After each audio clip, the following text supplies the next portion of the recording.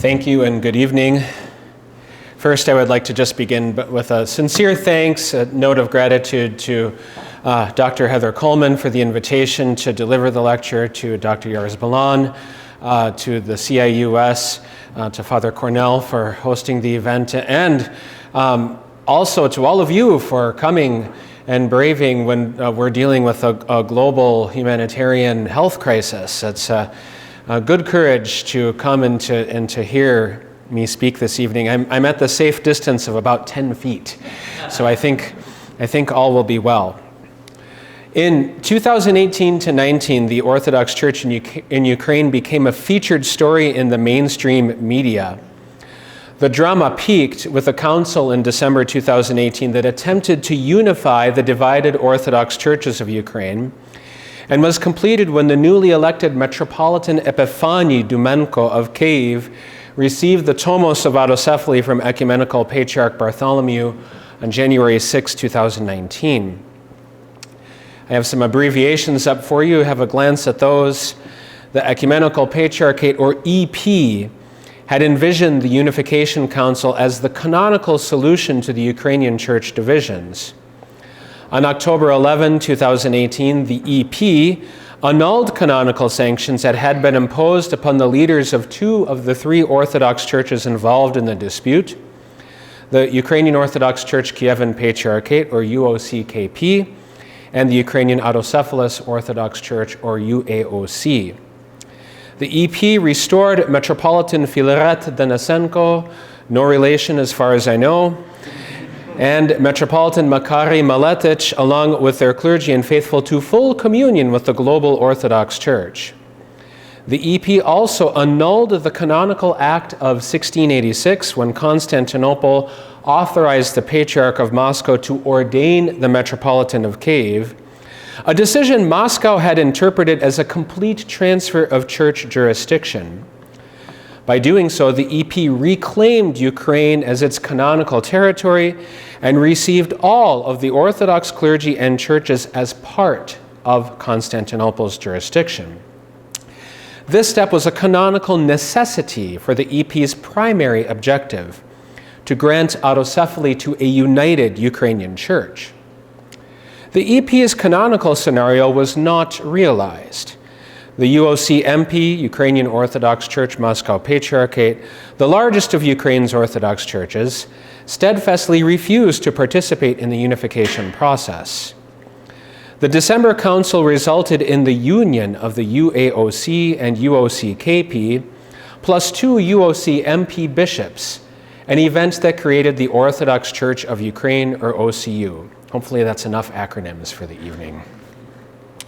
While the absence of the UOC-MP was disappointing, the process succeeded in mending the bitter division of the UAOC and UOC-KP that had persisted for 26 years. In the summer of 2019, the fragile union confronted its first internal challenge as the aforementioned Filaret attempted a coup to make him the OCU's patriarch and limit Metropolitan Epiphany to administering external affairs. However, only 4 bishops joined Filaret in his attempt to undo the unification. The OCU also gained the crucial recognition of 2 influential churches when the churches of Greece and Patriarchate of Alexandria announced their recognition of the OCU.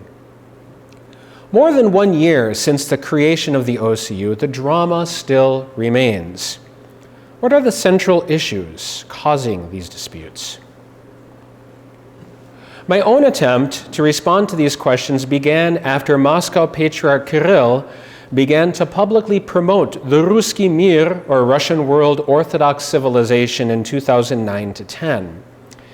Eventually, I developed a monograph titled The Orthodox Church in Ukraine, A Century of Separation, that traces the autocephalous movement in Ukraine from 1917 to 2016. In 2019, last year, Duch I Litera Publishing released the Ukrainian translation of this book in Kyiv, and we anticipate a revised edition to be published in fall of 2020. Tonight, I will connect the central issues that surfaced with the creation of the OCU and autocephaly with their origins in modern Ukrainian church history. The issues are categorized under the following headings: political, ecclesiological, historical, and pastoral. I conclude with a reflection on lessons learned from the past 100 years of Ukrainian church history, and will present a modest proposal for promoting a lasting peace within both the Ukrainian church and the global Orthodox Church. Let us begin with the political situation. The loyalties of the Orthodox Church in Ukraine have frequently been aligned with significant shifts in the country's political situation. In the modern period, numerous Orthodox Church leaders have become champions of Autocephaly, or church independence, in step with movements for national independence. The political event that made Ukrainian Autocephaly possible in the beginning was the fall of the Tsarist regime. This event eliminated the apparatuses that had upheld the structure and mission of the Church.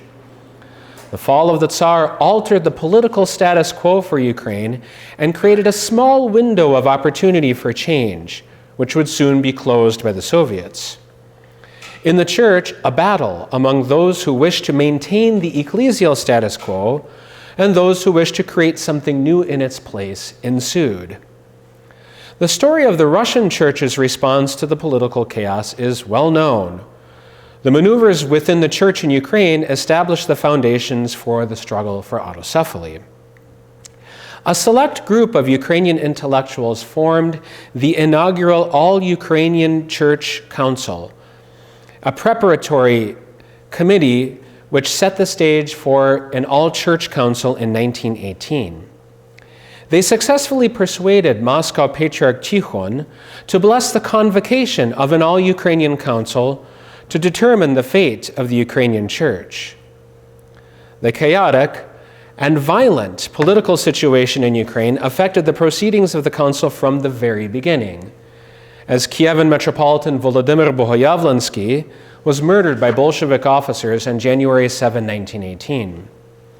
A conservative churchman who was opposed to the council and wary of Ukrainian nationalistic fervor, Vladimir's brutal assassination increased the tension between the Ukrainian and Russian parties at the 1918 council. The winds of change arrived in May 1918 when the Kievan Eparchial Assembly elected Antony Khrapovitsky as Metropolitan of Kiev. Khrapovitsky was a conservative Russian monarchist who desired to maintain the ecclesial status quo of a united Ukrainian-Russian church within the structure of the newly restored Moscow Patriarchate. The Council's decision to adopt autonomy instead of autocephaly might have stung the Ukrainian party less had the Council approved the adoption of modern Ukrainian for the liturgy. The decision to retain Church Slavonic exclusively only sharpened the already fierce divisions between the Ukrainian and Russian parties at the Council. In his memoirs, Metropolitan Evlogi, a participant in these affairs, depicted the defeat of the Ukrainization campaign as a victory for the Moscow Patriarchate and described the Ukrainian party as, quote, fit to be tied, end quote. The events described here established the foundational pattern that exercised influence among Orthodox Ukrainians up until, and perhaps even beyond, this day. I posit the following hypotheses. The epic political changes sweeping through Ukraine made church autocephaly possible, parallel to the aspirations for national independence. In this sense, the Ukrainian church situation shared many similarities with other Orthodox nation-states that emerged from imperial rubble. Political leaders that view the church as a significant influential entity in society actively sought to sway the outcomes of important church events. For example, not long after the controversial 1918 council, the Directory arrested both Metropolitan Antony and Archbishop Evlogi and sent them to a Greek Catholic monastery, supposedly for exile. The Directory also passed a law establishing an autocephalous church and sent an envoy to Constantinople, Alexander Lototsky, to obtain the canonical support of the Ecumenical Patriarchate. Obviously, more recently, the actions of the Poroshenko regime fall under this general category as well. The instability of Ukrainian politics prevented any one of the church parties from establishing strong roots in Ukraine. The Directory's efforts to create a canonical autocephalous church failed when the Directory failed. The Soviets tolerated the 1921 autocephalous church until it grew in popularity. By 1930, the Soviets had liquidated this church and executed or imprisoned most of its leaders. The Soviet rout of the Germans caused the leaders of the autocephalous church to take refuge in Western Europe and North America in 1944. The stability of the Soviet regime permitted one functioning church structure in Ukraine during the Cold War period. Note that it is only with the unleashing of glasnost and perestroika that the Ukrainian Greco-Catholic Church and autocephalous church were able to attain legal status in Ukraine, and then the end of the Soviet era created another opportunity for Orthodox plurality in Ukraine. These initial examples from 1918 and 1921 disclose a pattern that occurs in each historical period of modern Ukrainian church history. Every time political changes occur that alter the status quo, a similar battle occurs within the church. Metropolitan Filaret's controversial decision to attempt to revive the Kievan Patriarchate is a fitting contemporary example. Dissatisfied with the strong possibility of change in the new OCU, Filaret is attempting to return to the pre-OCU status quo now that Poroshenko's influence on church affairs has diminished with Zelensky's election. A moment ago, I mentioned Orthodox plurality. The reality is that Ukrainians themselves were divided over autocephaly, autonomy, and Ukrainization from the beginning. The inaugural events of 1918 and 1921 sharpened those divisions and inscribed them into the fabric of modern Ukrainian culture, semi-permanently. Most modern Ukrainian political regimes attempted to force church unity one way or another, in some cases through the use of soft power. Somehow, Orthodox plurality survived the coercive tactics of political regimes. The autocephalous church returned at the end of the Soviet era, and now the UOC-MP remains quite strong and stable despite the creation of the OCU. The lesson is that Orthodox plurality always surfaces in Ukraine unless politicians absorb one church structure into the regime's favored church through coercion. I will return to this matter at the end. For now, let us note that the pattern of governments favoring one church over another exposes politicians' acknowledgement that the church is a useful instrument for the state. Let us turn now to ecclesiology. I will discuss the two most prominent issues that have contributed to the exacerbating of Ukrainian Orthodox divisions and are in desperate need of resolution in the global Orthodox community today. These are authority and canonicity.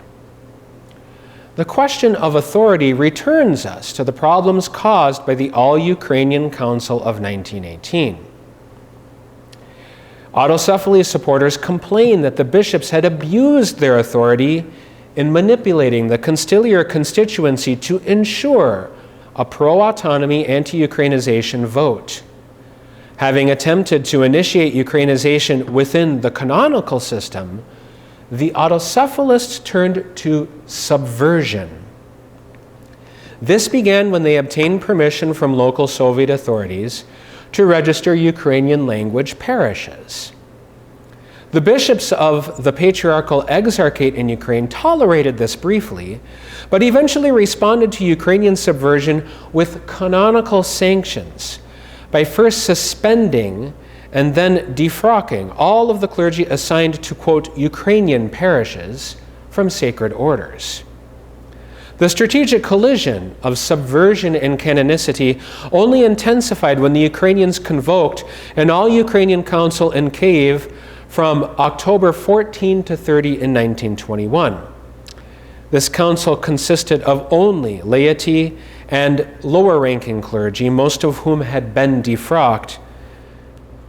This October council declared that the 1918 All-Ukrainian Council and the 1917-18 Moscow Council were invalid because, as they say, those bishops had violated Christ's commandments by emphasizing their power to rule over the church and had failed to release the Ukrainian church from subordination to the Moscow Patriarchate. Lacking episcopal support,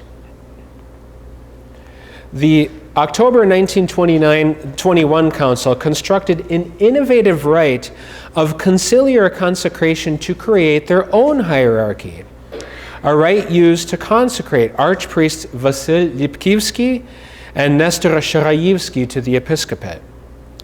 The priests, deacons, and laity created a chain of hands throughout Holy Wisdom Cathedral in Kyiv to ordain Lipkivsky as Metropolitan of Kyiv and all Ukraine, as illustrated in this photo.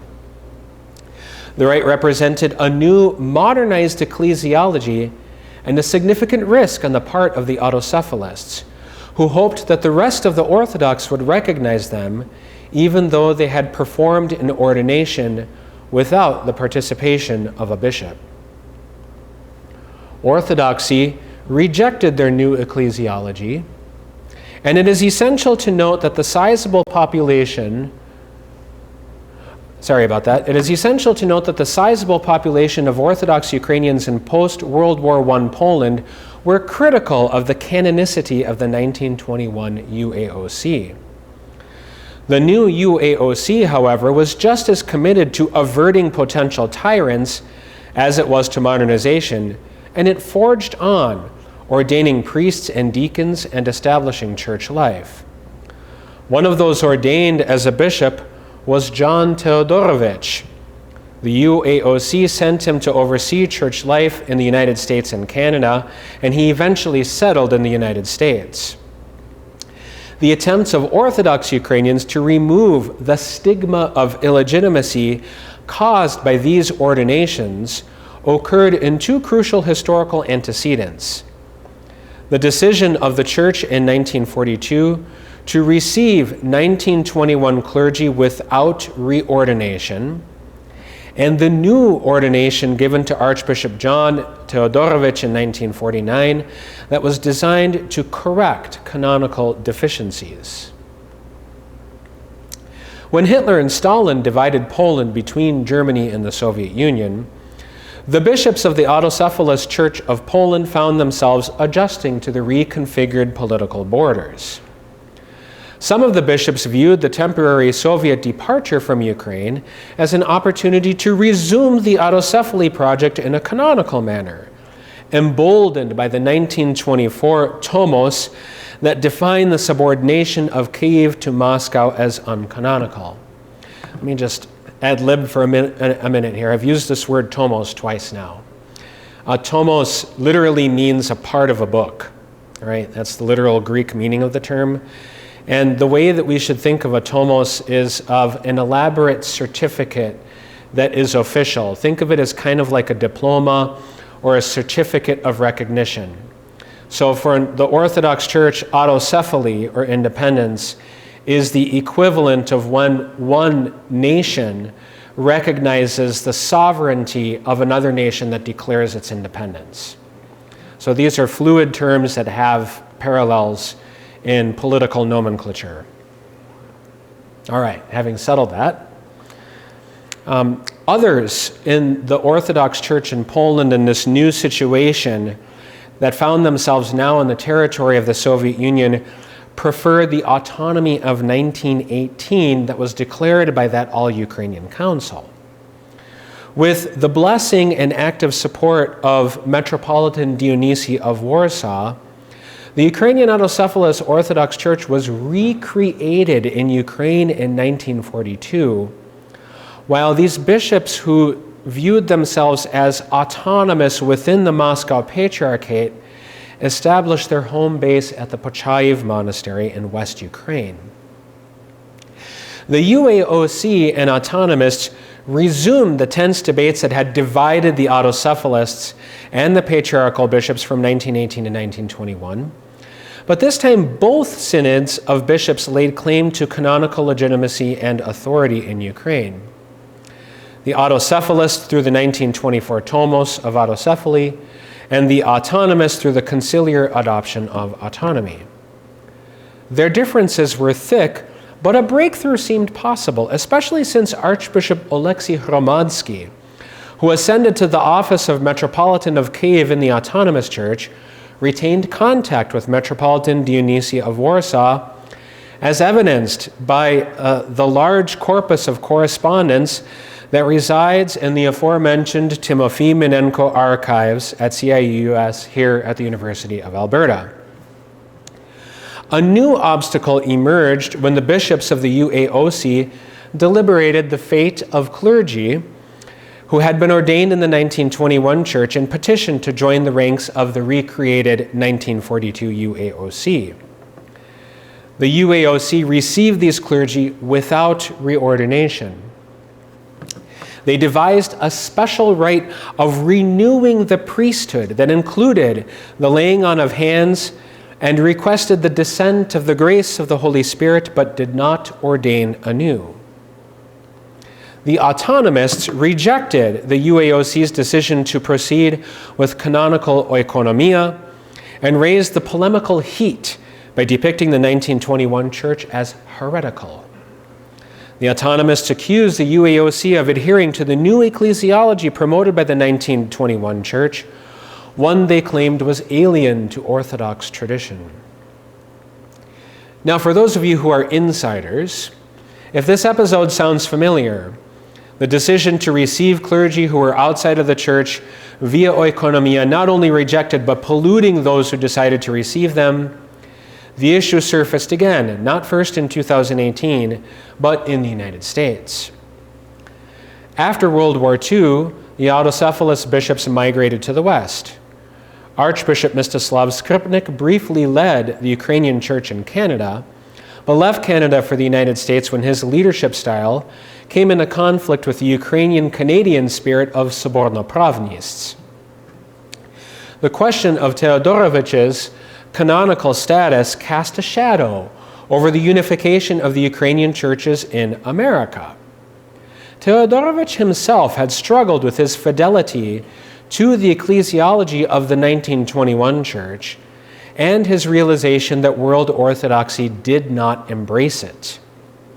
Teodorovich agreed to the correction of his canonical deficiency, and he was ordained anew through the concelebrated ordination in New York in 1949, led by Archbishop Mstislav and Metropolitan Christopher, who was the exarch of the Alexandrian Patriarchate in New York. For Orthodox Ukrainians in the diaspora, these two examples are crucial to our understanding of the Ukrainian schism for several reasons. Church leaders adopted measures that restored and rehabilitated clergy who had been defrocked, instead of closing the door permanently to their exercise of ministry.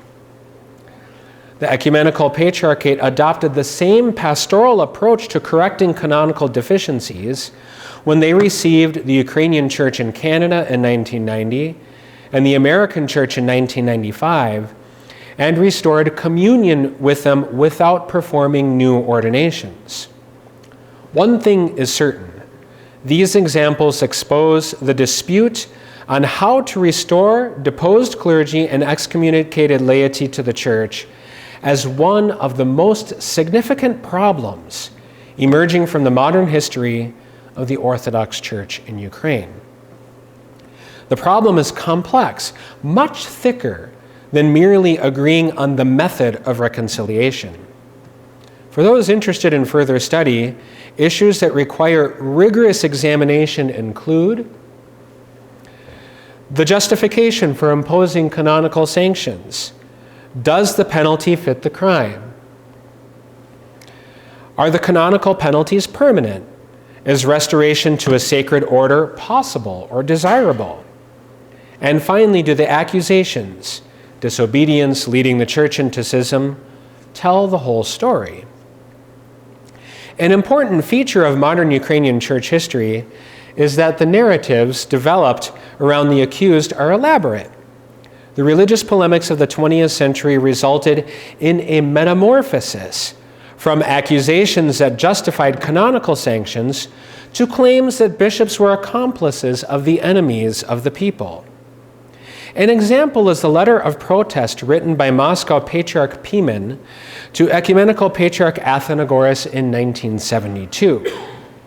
Pimen protested Athenagoras' openness to diaspora Ukrainian church leaders, and his letter not only connects the leaders of the diaspora church, especially Metropolitan Mstislav, with the original creators of the schism, and here he has in mind Lipkivsky, but he also connects Mstislav and the other bishops to Ukrainian nationalists who sympathized with fascists during World War II.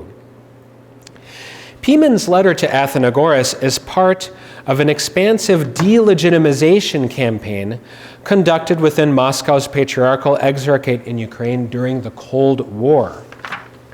Numerous bishops published essays and statements celebrating the so-called reunion of the former Greek Catholics with the Orthodox Church, otherwise known as the Pseudo-Sobor of Lviv in 1946, as a symbol of the strength of Ukraine's union with Russia, a decisive defeat of the program of Unia forged by Poland, Lithuania, and the Roman Catholic Church in the 16th century, and the victory of the Slavic people over the fascism promoted by the West. These documents tend to identify opponents of the Soviet Union and the Russian Orthodox Church as fascists and Nazi collaborators who sought the destruction of the Ukrainian people and her Orthodox Church, which was inseparably unified with the Moscow Patriarchate. I provide numerous examples of documents published by the Moscow Patriarchate during the Cold War period in Chapter 4 of my book. History. Moscow's variant of the historical narrative of the people of Rus conveniently interprets the desire for autocephaly among Orthodox Ukrainians as a revolution that seeks to destroy the reunion of ancient Rus achieved by the Treaty of Pereyaslav in 1654, with Ukrainians victimized by a Catholic and fascist agenda to destroy both the peoples of Rus and their Orthodox Church.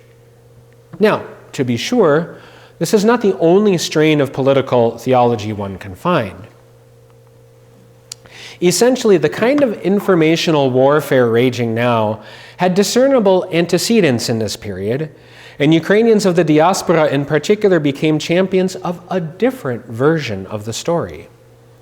Orthodox Ukrainians utilized the North American principles of democracy and freedom, especially defense of civil and religious liberties, to condemn oppression of religious freedom in Soviet Ukraine.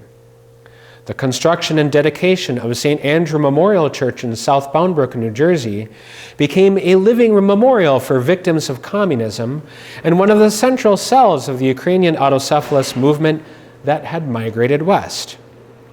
The intensity of the Ukrainian émigré political theology reached its pinnacle as the millennium of the baptism of Kievan Rus approached in 1988.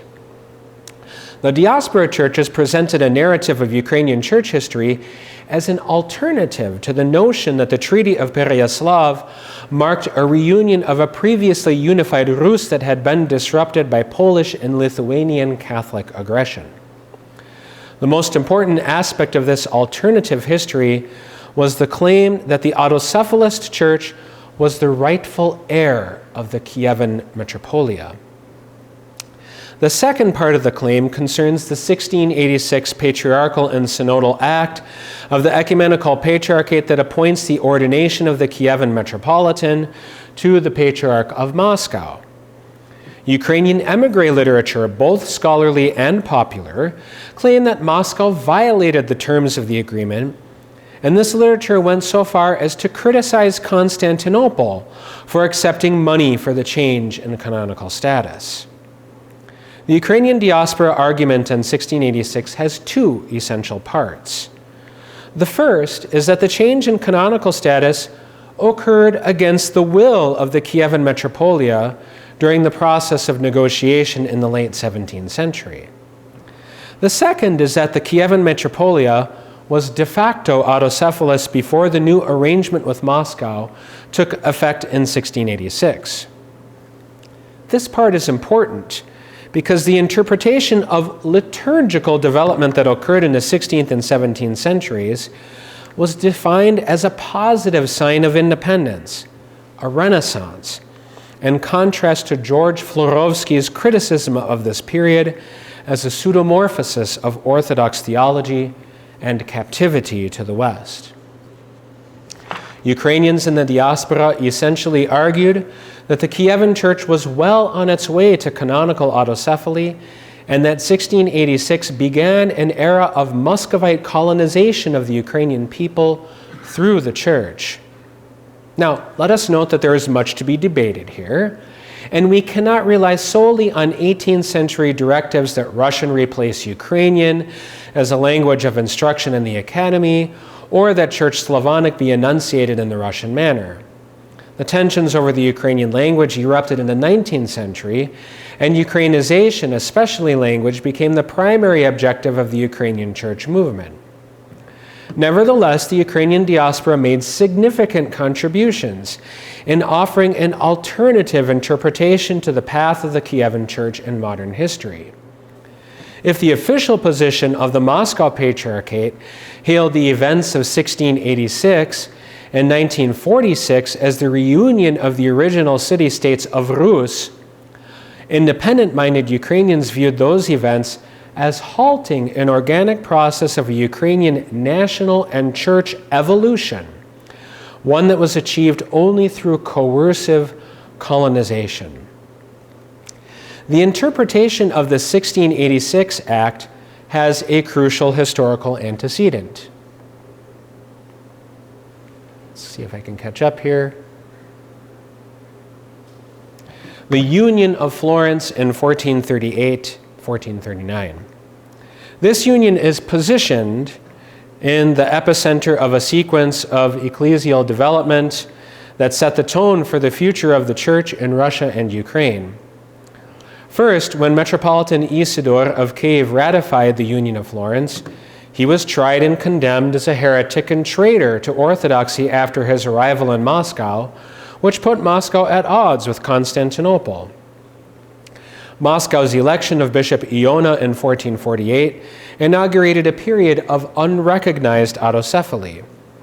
By 1458, Kiev's metropolia resumed under the jurisdiction of Constantinople, while Moscow remained independent until its elevation to patriarchal status in 1589. I'm just going to ignore the technological issues and focus on the text. Okay? The sequence of events contributed to significant features of historical memory in the Russian and Ukrainian schools. Constantinople's union with Rome, followed by the fall of Constantinople in 1453, symbolized a passing of the torch from Constantinople to Moscow.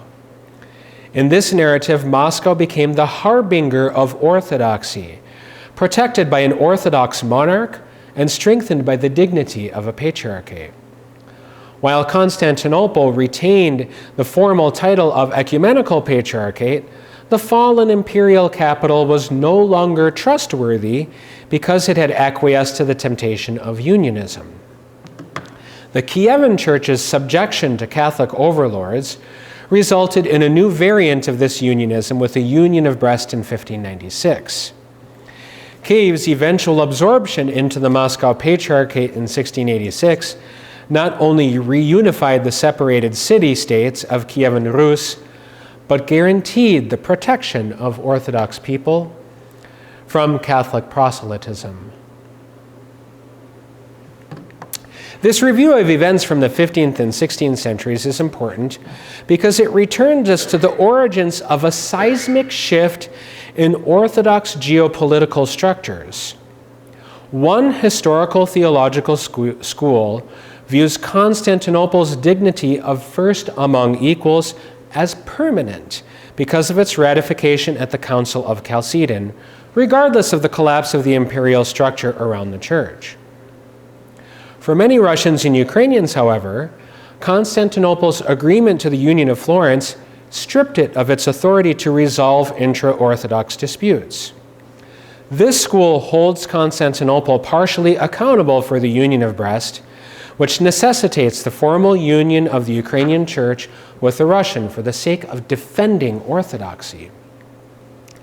The recent public statements of both Metropolitan Hilarion Alfiev and Metropolitan Onufri of Kiev espouse this particular historical narrative on Constantinople's unionist tendencies, and this narrative of historical memory contributes to the current policy of the Moscow Patriarchate.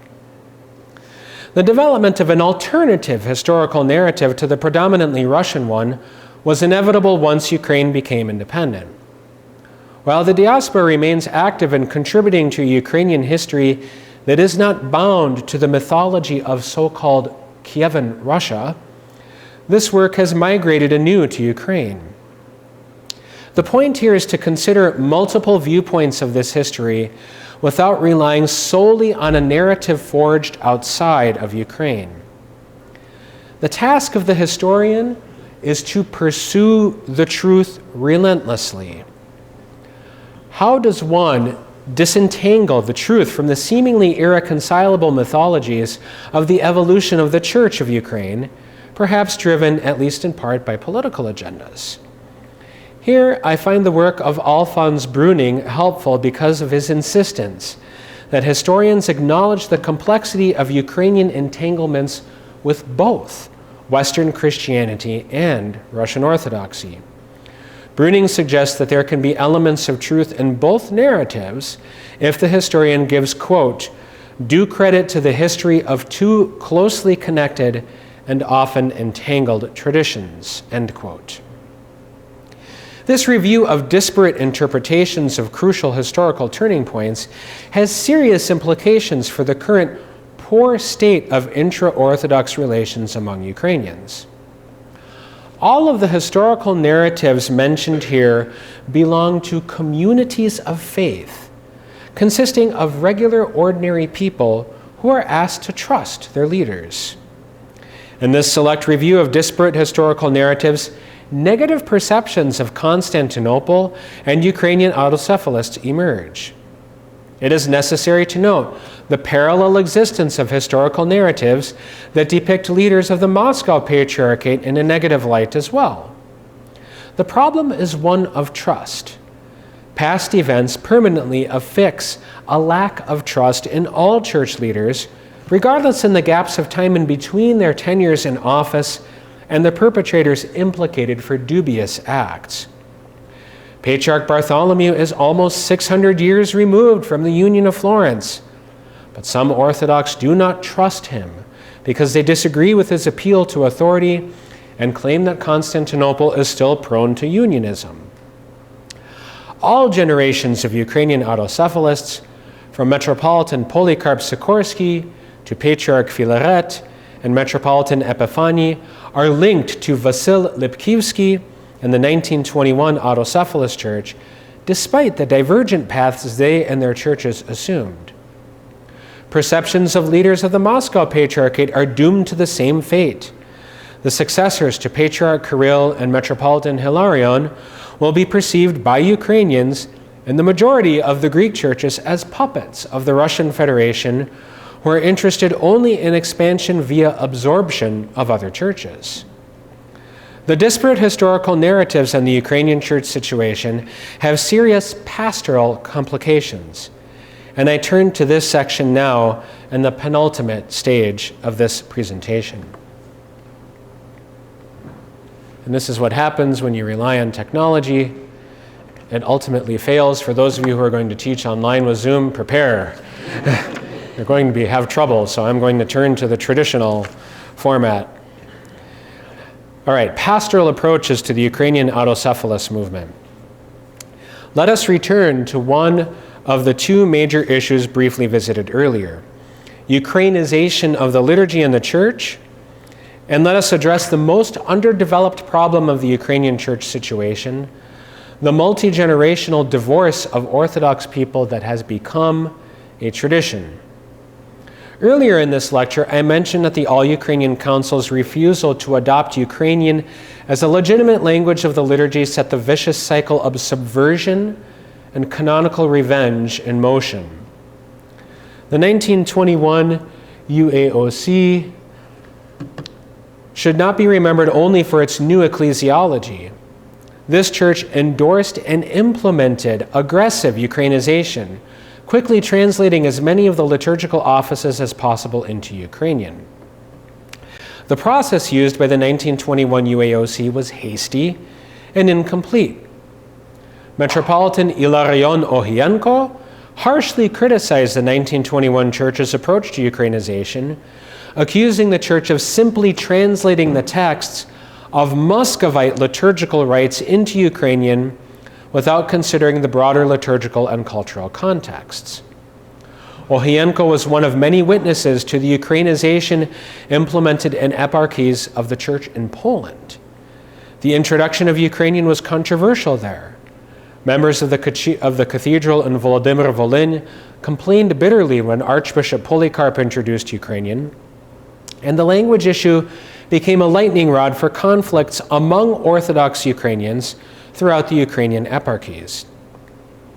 Ohienko seemed to learn a lesson from these episodes when he retained Church Slavonic for the Sunday liturgy in his eparchy of Cholm, although he restored the Ukrainian pronunciation of the language, while introducing vernacular Ukrainian through less frequently celebrated services. Now, in this case, one cannot conclude that some parishes resisted Ukrainization because they thought it was a part of Autocephaly. And it's certainly true that Lipkivsky in particular liked to distinguish the UAOC from the Patriarchal Church on the basis of language. And to this day, the primary difference between the OCU and the UOC MP is in liturgical language. However, resistance to the introduction of the vernacular is an Orthodox issue, not merely a Ukrainian one. The Slavic churches predominantly retain Church Slavonic, pronounced according to the local custom. The Church of Greece introduced modern Greek to the liturgy very slowly. When the Gospel was read in modern Greek for the first time in Athens in 2004, the people protested this reform vehemently. In the Ukrainian case, the autocephalist vigorous pursuit of liturgical Ukrainization was met with fierce resistance, and language became a primary identifier of one's position on the Ukrainian church issue. Completely lost in the forest of this controversy was the original purpose for proposing the translation of the liturgy into Ukrainian. It was a central component of evangelizing the people by increasing their understanding and engagement of the liturgy through the texts of their everyday language. What began as a pastoral issue aimed at enhancing comprehension and increasing lay participation has devolved into a 100-year-old hot-button issue of division. The second pastoral issue concerns the crisis of reconciliation. In my opinion, this is the most serious issue that has not been adequately addressed by all the concerned parties. Most of the theological discussion centers on two issues. The first is the process for reconciling those who are excommunicated back into the church. The EP's decision to annul the penalties on the UOC, KP, and UAOC and restore them to the church without rebaptizing and reordaining them was not the first attempt to resolve this issue. A review of the history of the Ukrainian crisis demonstrates that the 1942 UAOC attempted to reconcile with the 1921 church by receiving them without reordination. Furthermore, the EP received the Canadian and American churches through Eucharistic concelebration. I will also share an unknown but important detail. Moscow itself, along with the Ukrainian church under Moscow, recognized the sacraments of the UOC KP as recently as 2010 to 11. The MP's more rigorous approach that denies the sacramental validity of the UOC KP surfaced when the conflict between Russia and Ukraine began in 2013 or 14, and entered into public discourse when clergy of the Zaporizhia eparchy denied the right of a funeral to a child who had been baptized in the UOC-KP in 2018. Even if one prefers a more rigid canonical approach, the fact remains that the Church has many methods for reconciling those who have been separated back to the Church. The history of the Ukrainian schism reveals a pattern of the Moscow Patriarchate shifting policies in its attempt to reconcile with the autocephalist cohorts. From 1920 to 1922, before and after the October 1921 council that created the first UAOC, the Moscow Patriarchate vacillated from assigning canonical penalties to extending olive branches. For example, at the 1922 Sobor of the Moscow Patriarchal Exarchate in Ukraine, called not only for autocephaly and the adoption of Soborno Pravnist, but also established a commission for dialogue with the UAOC.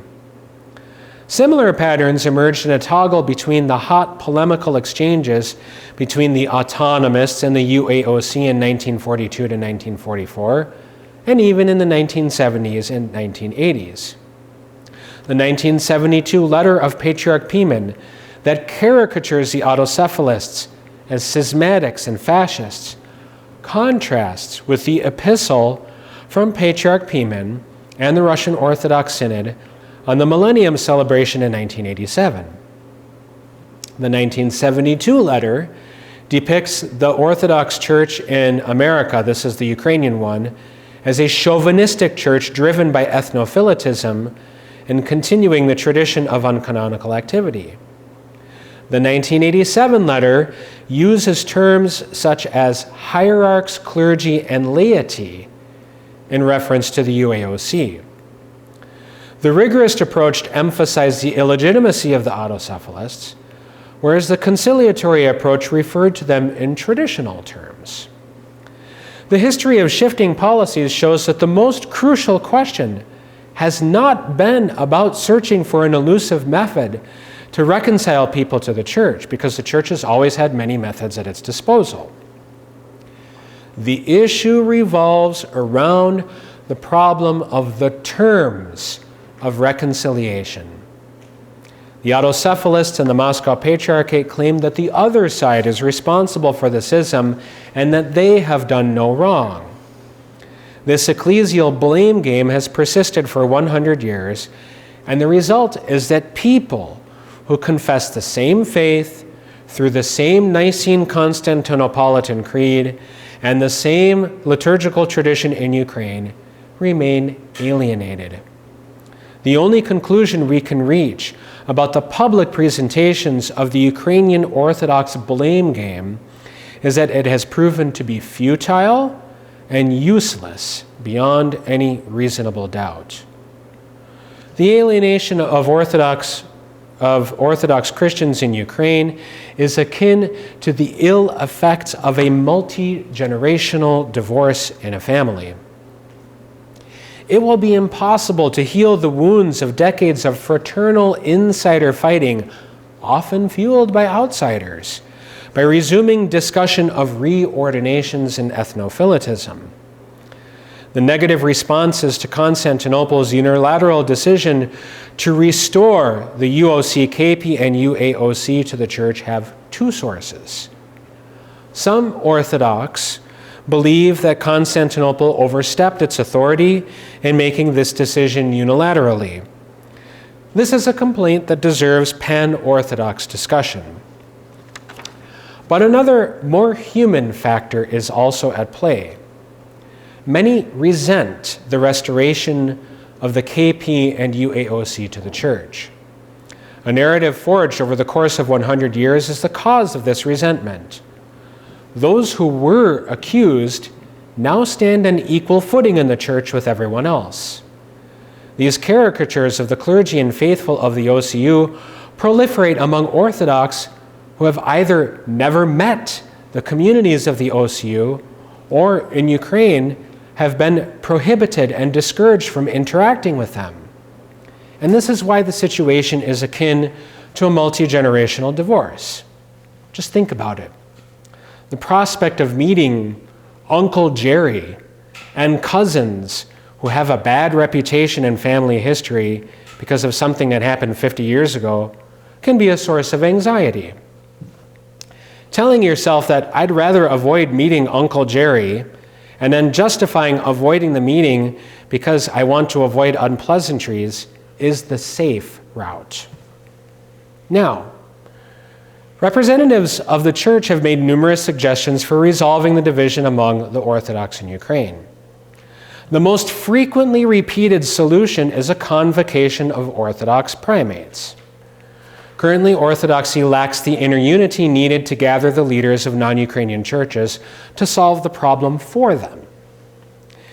It is simply unrealistic to expect the Ukrainian bishops who are comfortable with the status quo of division to unlearn the approaches they have endorsed and begin promoting unity. The approach to unifying the separated Ukrainian Orthodox churches requires an entirely new method, preferably one that is grassroots, emerging and building momentum from below, and dependent upon pioneers who embrace openness and collaboration. Soon after the OCU obtained Autocephaly, a cohort of Ukrainian intellectuals published a document of 10 theses, 10 thèses, for the OCU that called for church reform. Most of the content of the 10 theses draws from the repository of ideas and practices that are already established in reform-minded orthodoxy. The 10 Theses was an instance of a cohort of people attempting to seize the day. The birth of the OCU occasioned an opportunity similar to the Maidan Revolution of Dignity. Ukrainians had a golden opportunity to build a new Ukrainian church that anyone could belong to, one that did not depend on models of the past nor nostalgia. The history of the Ukrainian church eliminates an obscure fact. The people themselves have the power to be proactive in taking initiatives when the bishops are satisfied with the religious status quo of division. The Orthodox churches have enjoyed numerous successes of reconstruction in post-Soviet Ukraine, symbolized by the rebuilding of edifices destroyed during the Soviet era, such as St. Michael's and Uspensky cathedrals in Kyiv. Current conditions among Orthodox in Ukraine have created space for a new kind of construction. The 10 Theses, or 10 thèses, provide an initial blueprint for a new way of doing church. This new way requires a firm foundation in education to be resilient to the magnetic pull of separatism, and Ukraine does not yet have an accredited degree-awarding Orthodox university. The creation of a network of Orthodox universities in Ukraine, and let me add here, which is not in my text, independent of church governance, could capacitate the stimulation of a new generation of Ukrainian Orthodox intellectuals. Such a network would embrace students from all church backgrounds, governed by a spirit of cooperation. The objective is to permit a new generation to embrace the value of learning side by side with the proverbial other. The best hopes for unity will come from multiple generations of students who discovered unity and diversity in their formative years of study. Now, please know, I understand that there is a threat that such a proposal poses to the prevailing religious status quo and its proponents. My hope is that this status quo could be altered by laity and clergy, church leaders, who privilege the unity they experienced without ignoring differences. As for diaspora Ukrainians who ask how they can help their native motherland, they could become crucial partners in this endeavor, as the legacy of the Ukrainian Catholic University demonstrates. lay initiatives to renew the church from within and below should be multivalent. Eyewitness accounts of the Maidan reveal a Christian solidarity that supersedes jurisdictional fidelity. And the Maidan, Christians learned that it is possible to pray, lament, protest, and give alms alongside those belonging to another church. The creation of confraternities that pray, study, and serve together can be a formidable part of demonstrating that Orthodox plurality does not prohibit embarking on the path of a new way of learning and living out one's faith. The history of modern Orthodoxy in Ukraine shows how the political environment, ecclesiological disputes, and competing historical narratives converge to create enmity among people who share the same faith. For 100 years, Orthodox in Ukraine and elsewhere have visited and revisited the same canonical issues and have proven that ineffective methods of reconciliation remain impotent even if you try them repeatedly. The time has come for a new approach of reconciliation that begins with rebuilding trust among people.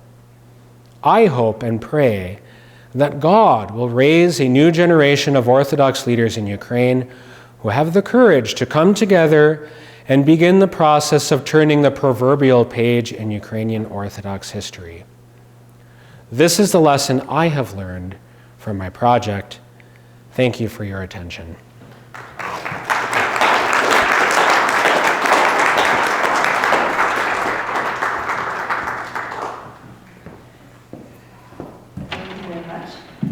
I think we have a group that's going to just step out at this moment. Thank you very much for joining us. They have a tour of the sanctuary, so. Merci d'être venu. Thank you. Merci beaucoup. The exam questions on you. That's right, yeah. Thank you.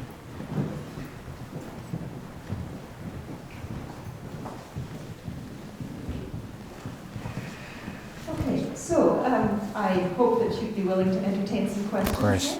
So maybe I'll just move to the side here and you can stand near the microphone so people can hear you. So, go ahead, John Paul. First, I would like to thank you for very interesting, informative, interpretive discussion of these issues. But at the very beginning, you talked about who had recognized the Orthodox Church of Ukraine, and you mentioned the Greek Church in Alexandria.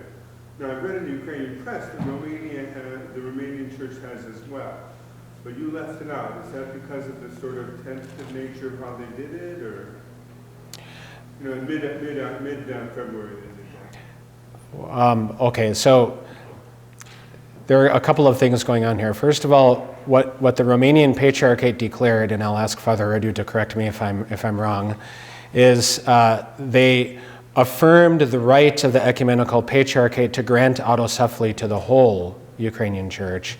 And then they asked the Moscow and Ecumenical Patriarchates to work on resolving the issue. So I think that the part of the lecture that fits into this is the way that the Ecumenical Patriarchate structured the Unification Council. You can't cover every detail. They issued invitation, and the publication on social media of the letter that went to Metropolitan Onufri from Patriarch Bartholomew made it very clear that they expected the whole Ukrainian Church, Orthodox Church, to participate in the council. So I think what Romania has in mind is that the business is unfinished. And Full recognition. I don't, as far as I know, there is no formal recognition on the part of Romania yet. Now, I think it's a little bit different with the church in Cyprus.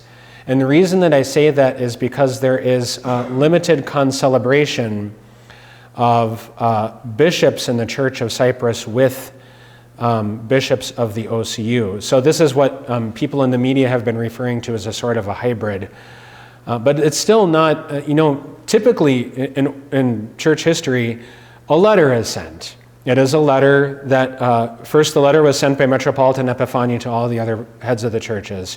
That's traditional, to send a letter saying, I have been elected as Metropolitan of Kiev, and to actually include a confession of faith. This is the original meaning of a synodicon in Byzantine history. This is who I am, and then you're supposed to respond. It's a very political thing. Forgive me if you know all this, by the way. Father Radu, I invite you to interject, but as far as I know, Romania has not officially recognized. I don't think they've eliminated the possibility, but it sounds like a wait-and-see approach to me. I will have more question after, but as a point of clarification, the Archbishop of Cyprus celebrated the liturgy last Sunday with Patriarchate of Constantinople, and he commemorated the Metropolitan of Kiev as one of the Vladimir. So this happened last Sunday. So the four churches were recognized Autocephaly. For that clarification, and I will have more question after this. If I may add to this, you just said you're right, it's a formal way to do it, is sending a letter. You have decisions in Athens and in Alexandria of the Synod, and send a letter is sent, and sends the official opening of the establishment of the relation between the two churches. We have several cases. We have several mentioned. We had a bishop from Slovakia, from the church in Correct. Czechoslovakia. We Correct. had a bishop from Bulgaria. We have the Romanian state. So we have a lot of single cases where bishops said something or celebrated, not celebrated, and so on. But I would say that is not the formal way. So there is we know for sure for Constantinople, for other churches, because they did the formal way, and then it's very clear. And Moscow reacted by interrupting relations to those churches. And the other cases, I would be very reluctant to recognize them as official recognition of the OCU. You would know for certain, this is just my opinion as a liturgist, if in that autocephalous church, let's just take Romania for example, if at the patriarchal liturgy, when Patriarch Daniel celebrates, if in his list of diptychs he specifically says Metropolitan Epiphany of Kiev, then that is a liturgical commemoration, and that is one of the signs of formal recognition when it occurs at that kind of a primatial divine liturgy. So yes, everything that you said is true.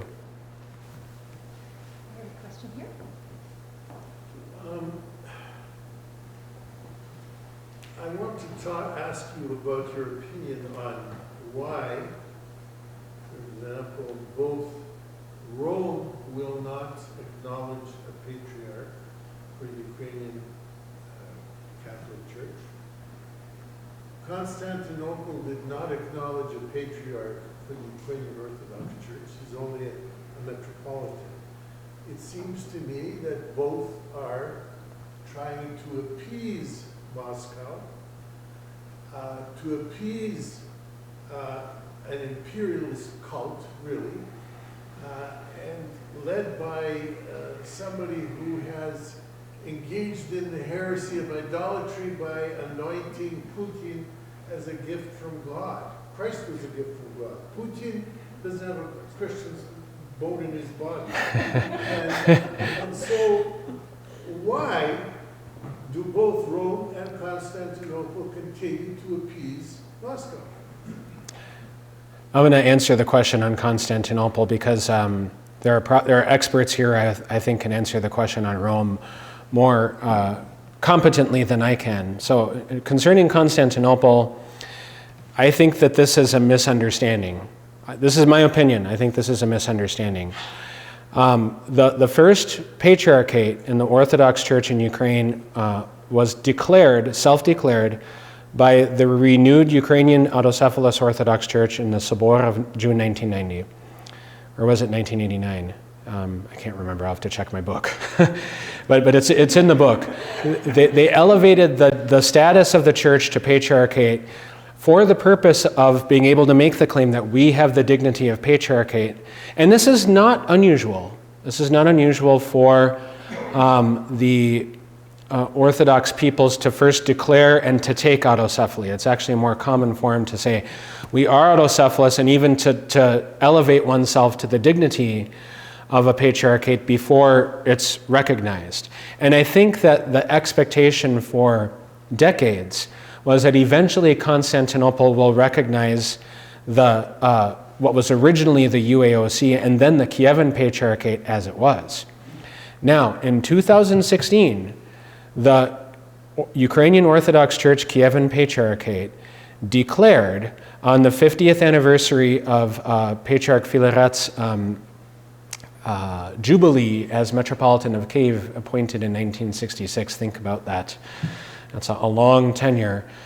They decreed that they, in exchange for recognition, or in exchange for canonical autocephaly, they would agree to going down to the status of a metropolia. Now, that must have played some kind of role, because in 2014 to 15, all of the things that caused everything in the press in 2018 and 19, this almost happened in 2014-15. Constantinople was overseeing unification negotiations between the autocephalists and the Kievan Patriarchate, and it collapsed, among other things, over what the title of the church would be and the role of Patriarch Filaret. And so you had a conflict, and these negotiations had taken place over the series of decades, and they were often quite unpleasant, which is why I thought it was remarkable that those two churches actually united. So that had almost happened then. From Constantinople's standpoint, and the problem is that I think that the Ecumenical Patriarchate needed to put this in print. What they essentially did was recreate the Kievan Metropolia by annulling the canonical sanctions, but especially the whole point of annulling the 1686 act of transfer, which is very problematic for a number of reasons, both historically and ecclesiologically. Maybe we'll have some discussion on this tomorrow, I don't know. The whole point of it was to recreate the metropolia as it was prior, canonically, to its subjugation to or transfer to Moscow, with the point of giving it autocephaly. I think that Constantinople, that the possibility of Ukraine having a patriarchate on the Orthodox side of things is possible at some point in the future, but I don't think it will happen within the first 10 years. And I think that, that the reason that the vast majority of the OCU did not join Filaret is because Filaret is trying to say that the status of a metropolia and autocephaly differs in some way from a patriarchate. And I'm sorry, that it's simply false. It's not true. You're either autocephalous or you're not. The chrism thing is a completely different conversation that, again, maybe we'll have tomorrow. I don't know. But in this case, I think that that Constantinople was simply resuming its historical continuity. They were a metropolia, and now Constantinople is granting them autocephaly on the basis of a very legal, juridical reading of the canonical tradition. From Constantinople's perspective, this is very clean. You can't get more just from the perspective of Constantinople than the process that they used to see it through. Now, as for Rome, I know a little bit about this, but I'm going to refrain from answering the question and defer to Ukrainian Greco-Catholic experts that are in the room, because I'm not expert on that topic. I have my own opinions and I've read some of the literature, but as for why Rome won't recognize the Greek Catholic Church as a patriarchate, perhaps someone else can take that question. I'm sorry to disappoint. So I don't know if we have a vote. We have a few people in here who might know, but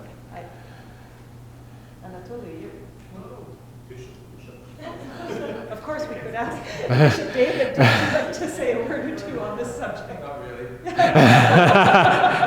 Off the record. It's great length, so I'll be brief on this.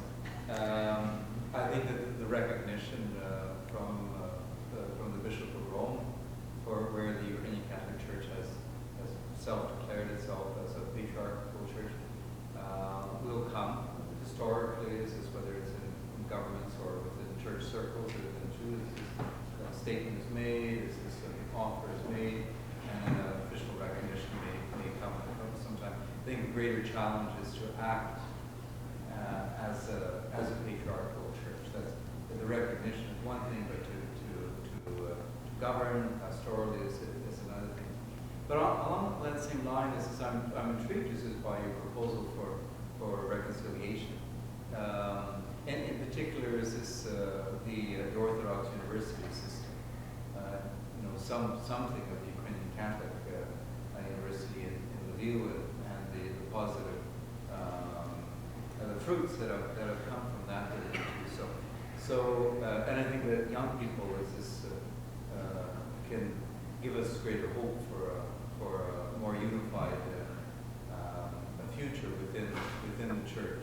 Sometimes as we get older, we have long memories. As younger people give us great hope. But would this be what you would suggest also? Is this for Catholic Orthodox reconciliation? Is this I see some possibilities there myself. I think that now one thing that I wanted to mention, but I didn't want to elongate the lecture anymore, is that if you want to see some of the most, I'm trying to think of the right word, intense polemical language, to look at the book that Professor Coleman mentioned in her introduction by Botsurakiv and the creation and the 1946 Synod, because in the immediate aftermath of the war, and a lot of this is also documented quite capably by Daniela Kalkandieva in her book on the Russian Orthodox Church from 1917 to 1948. The holy war language, the bellicose language of three metropolitans of the Moscow Patriarchate was directed specifically to Greek Catholics. Now, what I mentioned was this message was designed for Greek Catholics who were forced to return to Orthodoxy. And there's a much larger story surrounding them that Natalia Shlichta tells, again, quite capably in her scholarship. And I add some of the work that I took from the Pravoslavny Vysnik during the Cold War period when they agreed to publish a Ukrainian version of it. But I would look, the Botsurakiv book, I think, shows quite clearly that I think that what we're seeing today on the side of this informational warfare is a resurgence, a very vicious one, of schismatic. It's kind of a categorization of who are these people. If you're telling a story, think of media coverage. These people are not only schismatics and revolutionaries and troublemakers, but they're also Nazis and neo-Nazis and fascists. And we can renew accusations that they collaborated with the Germans, and then the list goes on and on. And I think that what I think is hopeful, a hopeful tone, is that with the creation of the OCU in Ukraine, we already have at least the possibility for meaningful, constructive, peaceful dialogue between the Greek Catholics and the Orthodox in the OCU. So for example, and I'm sorry to bring this up, but I think it's important, wouldn't it be wonderful in Ukraine to have some kind of a joint statement or guidelines issued by Greek Catholics and Orthodox on how to deal with the coronavirus situation? I mean, that would be remarkable for the churches to find a way to say, on some issues, we're going to come together. And here I would defer to Professor Kravchuk, who has written a great deal about this in his scholarship on how churches and religious organizations do cooperate in Ukraine, at least on some occasions. But I think that now, what will that reconciliation amount to? I mean, I know there are Greek Catholics who want a Kievan church, right, for eventual Eucharistic reunion. And I'm just going to be honest and say that I think the Orthodox are very far away from this. Even those in the OCU, I think they're far away. But you have to start somewhere. You have to start somewhere. And this is a hopeful turn for Greek Catholic Orthodox intercommunion and participation. And one of the best things of ecumenical dialogue that's underrated and really not appreciated enough is, what can we learn from one another? So the Ukrainian Catholic University is a good example. So was the calendar issue. right? So the Ukrainian Catholics who have to navigate new calendar in America, old calendar, the Ukrainian Orthodox are now starting to think about this.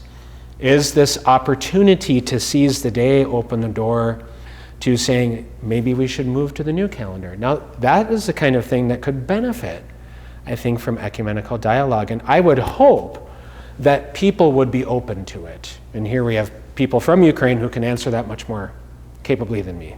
Thank you. So, Jochum,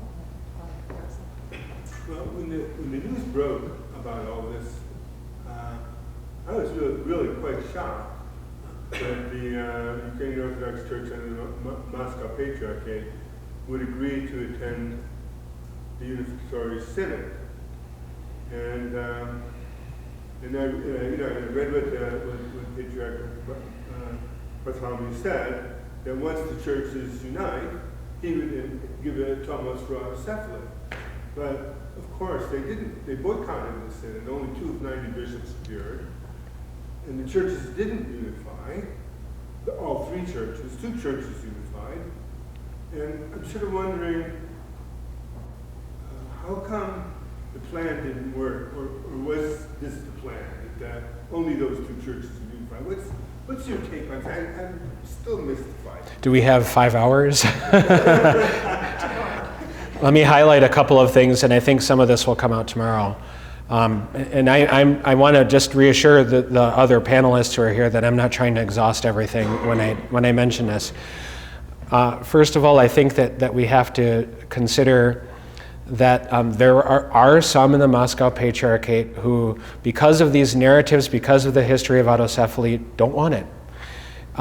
To be clear, there are people in the Moscow Patriarchate in Ukraine who believe that the tomos of autonomy given by Patriarch Alexei II to it's not even autonomy, but yeah, it's kind of a made-up canonical status, that this tomos is somehow grants it more independence than the tomos that came from Constantinople, right? And then you have a pro-tomos and anti-tomos crowds. And you have all of this informational warfare that kind of revolves around tomos, right? So you have that going on. Secondly, without a doubt, Constantinople itself, and it's Moscow's position that Constantinople does not have the authority to take any of these actions. Moscow considers themselves to be the mother church of the Ukrainian church. However one views this is the Muscovite position. And there were clergy and bishops in Ukraine who simply did not trust Constantinople and did not like the way, they disliked the way that both Constantinople and Poroshenko were going about orchestrating this council, right? And the last thing I'll mention, and again, I'm not trying to exhaust all the possibilities, but just to mention this is I think that it's almost certain that there are some people, bishops, clergy, and certainly laity who are still in the Moscow Patriarchate in Ukraine who wanted autocephaly, who had no choice. And I think a good demonstration of this is what happened to, say, the Kievan cohort of intellectuals that joined the new church. I don't know if I should name their names, is that unfair? But some of us know who they are. For example, it's publicly known that Metropolitan Alexander Drobinko and the clerics of his church, at least some of them, attended the Sobor, and as one of the priests corrected me, we didn't join the new church, we created it together with everyone else. We didn't join a new church. So on that point, I think it's important to note that there were more who were interested in this, who simply understood that Moscow was going to suspend and defrock them if they took that action. And what happened in the case of the 2 metropolitans who did attend the councils, they were immediately suspended. The clergy were immediately suspended, and then they joined the ranks of autocephalists and schismatics. And I think this raises a question of, what's it worth to us, right? if we want to join. Now, I hope that tomorrow we might hear from people who can tell us about the registration of parishes, because that is the most difficult issue that the media asks. Well, how come, they were all supposed to cross over and join after the Tomos? Well, we need to hear more about that on the ground in Ukraine, and about the complications, about sponsors, about local, municipal officials who are sitting on the paperwork and not doing anything with it, about lawsuits. So there are a number of reasons that it didn't happen. And I mean, the one thing that really interests me is, what about the prosti pravoslavni? The Orthodox in Ukraine who, I have a church, and I go to this church, and it's 30% of the people in the sociological surveys who aren't interested in this church politics. Everything's fine, right? I have a church, I go to the church. If I need a funeral, if I need a baptism, if I need my confession heard, Father is there, all is well.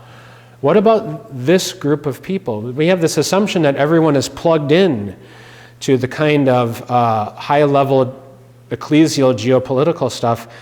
I don't think that's the case at all. But I think that if we were to look at the way that other religious groups throughout the world viewed these issues, that we would find that there are people who have no idea what's going on. I think if you ask Orthodox elsewhere, and this is a source of great frustration to me, can you tell me about what's going on in the Ukraine? Because aren't they really just Russians? Don't they speak this? And here we go.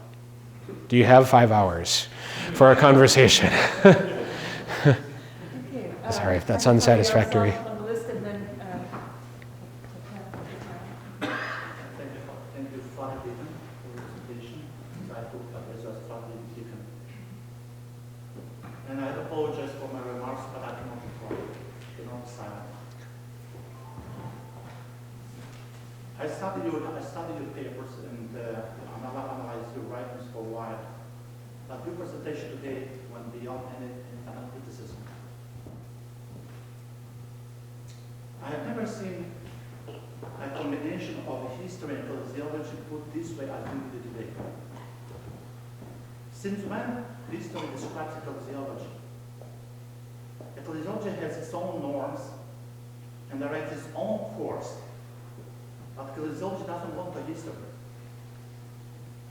That's the reason why given your remarks regarding the mother church, as Moscow Church is a mother church for Ukraine, I will have presentation about this tomorrow.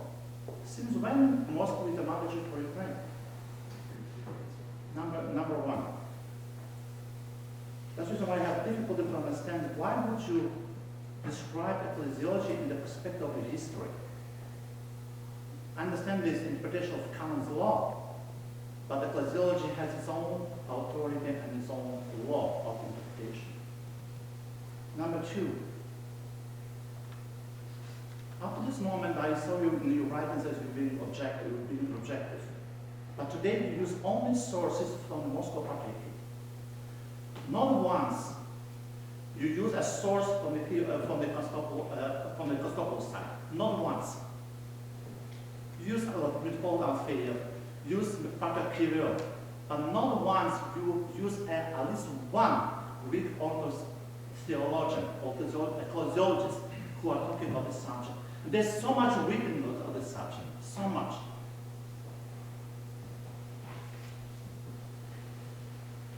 Number three, I'm perplexed also by your new phrase that the so-called new ecclesiology we studied in 1921.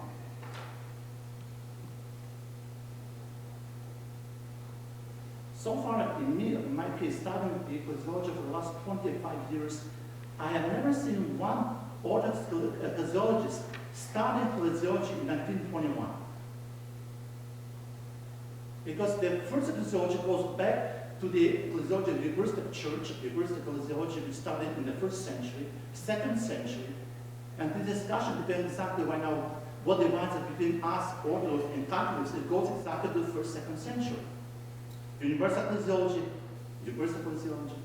So right now, it's a question for me, what kind of ecclesiology do we have in 1921 that is so valuable for us?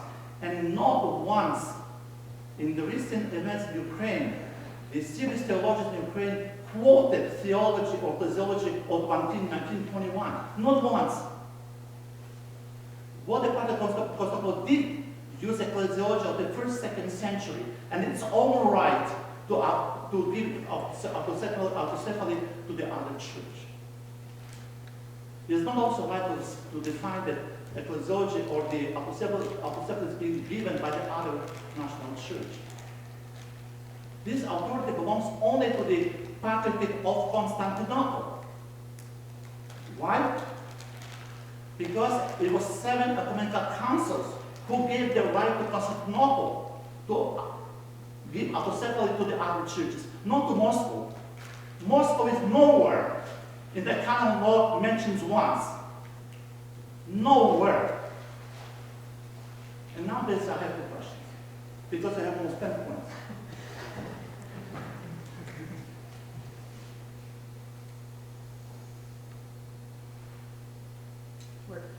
In this year, Orthodox Church of America is going to celebrate the 50th anniversary of Autocephaly. The question is, this Autocephaly is going to be recognized for almost nobody, only Moscow. And the question is, what are we going to celebrate?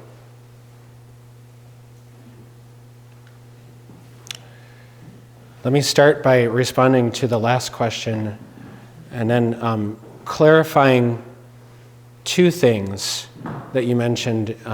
So I don't remember them all, I'm sorry. But 2 things that you mentioned in your response to the lecture I gave this evening.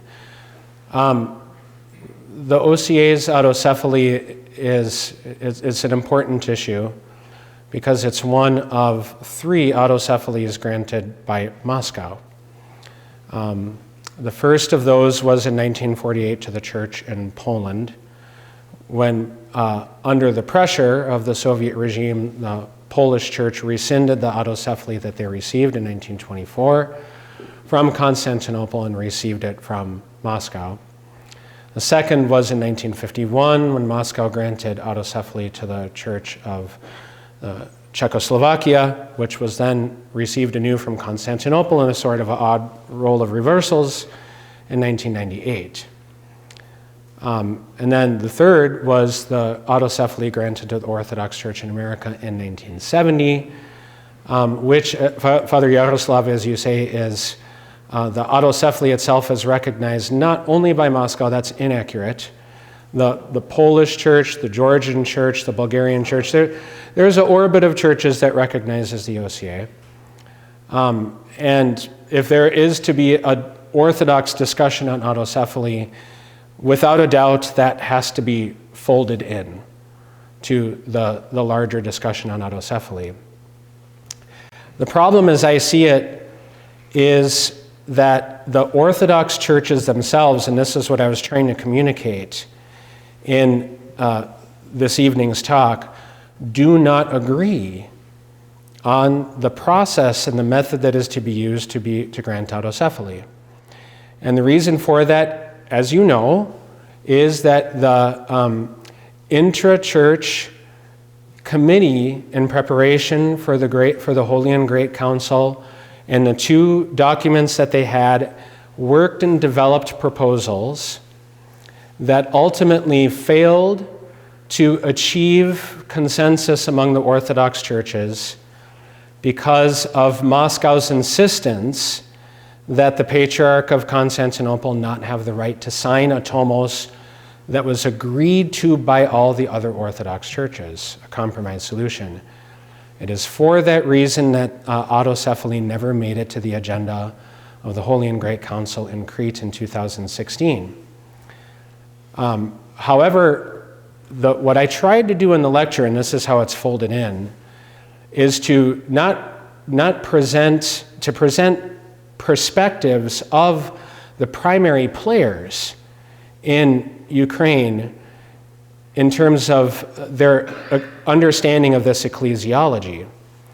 That was the point of it. And so I don't agree with you when you say that I did not represent Constantinople's decision, because I explicitly referenced the Constantinople's publication of the documents that say that Moscow was given only the right to ordain the metropolitan in Kyiv.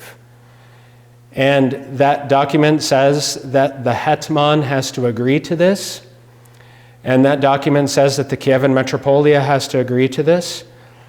And it's problematic for those of you here who are historians, because the letter that was written to the Patriarch of Moscow at the time is not the same as the letter that was written to the Tsar and the Tsar's successors.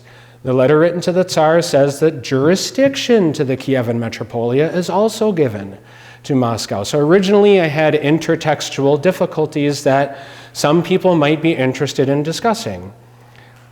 So Constantinople's position is that only the right to ordain the Metropolitan of Kyiv was given. That's it, and that's why they annulled these canonical sanctions. When you're trying to do 45 minutes, you have to be judicious.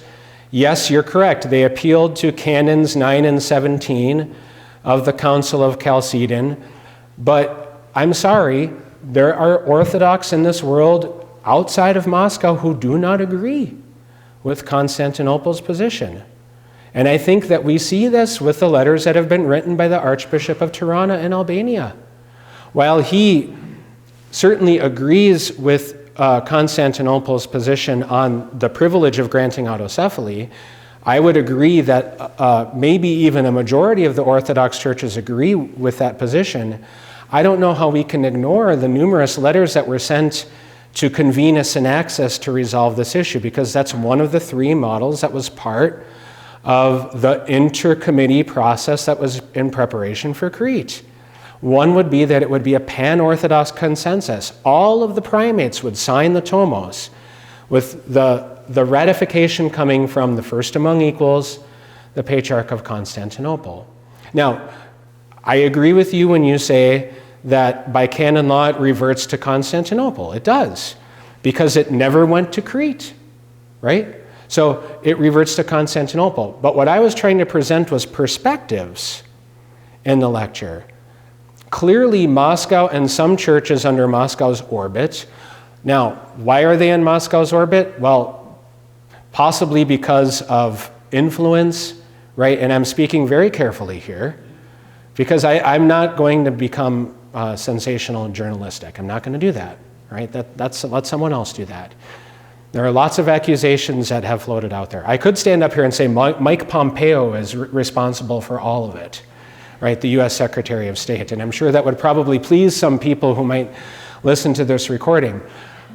But the Orthodox, we disagree on a lot of issues in the world. And I think that one of the reasons that we see that some churches are hesitant to recognize the Orthodox Church of Ukraine is that there are some churches that are uncomfortable with Constantinople's claims to authority, especially when you resort to canons that haven't been used for a while. Just think about this. Filaret appealed 6 times to Constantinople to have his anathematization adjudicated. It took them 21 years to hear that appeal. The first appeal was made when he was defrocked in 1992. So there were 6 total appeals made, and not until the very end did Constantinople hear it. That's a long time. So it might be unpopular among some, but it would be dishonest to claim. I think we have to put even the truth that we don't like out there. And part of that truth is that there are some Orthodox in the world who aren't comfortable with Constantinople's claims. Maybe we'll continue to disagree on this, but that was part of what I was trying to portray here. Now, what is my opinion of the position of Metropolitan Hilarion Alfeyev and Onufri? I would hope that it would be clear in my scholarship what my opinion is of their position of the Ruski Mir. It is not favorable.